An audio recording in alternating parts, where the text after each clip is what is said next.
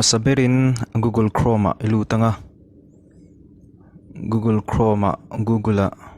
online insurance for bike di type nga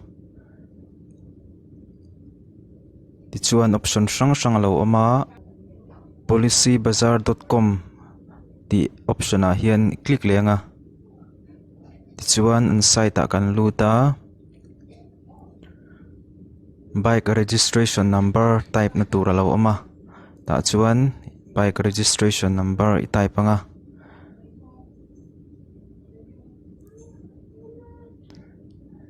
chuanin select previous insurer ti lo ama ama a insurance kan ti na select tura ni a Bajaj Alliance hi ka ti na ni vain ka select a chuan insurance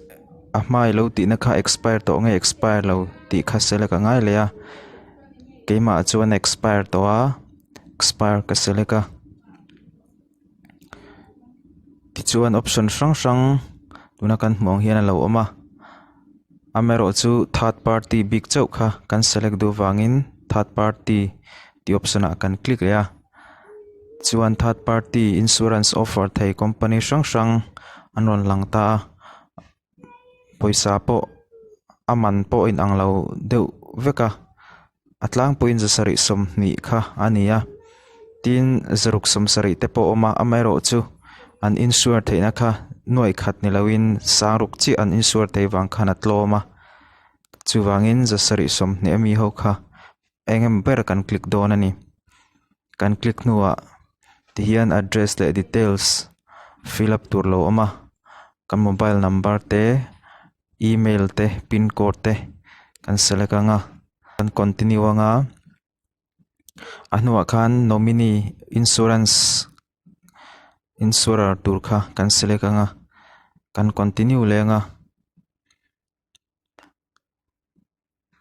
chuan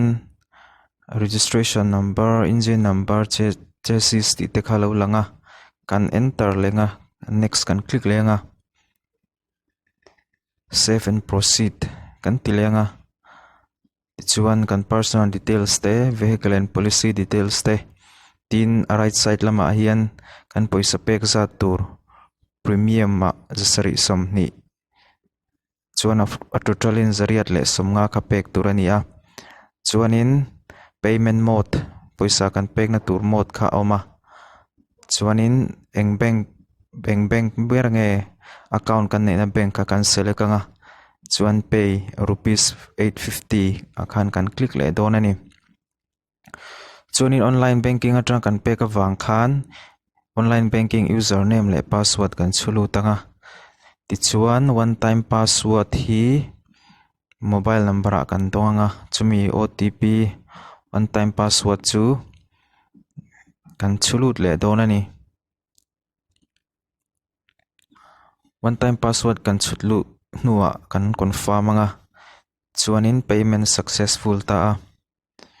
chuanin go to my account a hian kan click le nga mobile kan apply na mangkhan le password siam chop mangin kan enter nga kan lut nga chuanin track status hi kan click ma saberanga kan account na kan lu nu khan ti chuan insurance policy kan apply na kha company lamin anon confirm vel anon issue nga chumi chu email a kanin registration ti na email a khan PDF file in anon thon don ani chumi chu kan download anga police verification emo MVI ho emo an check huna kan show mai don ani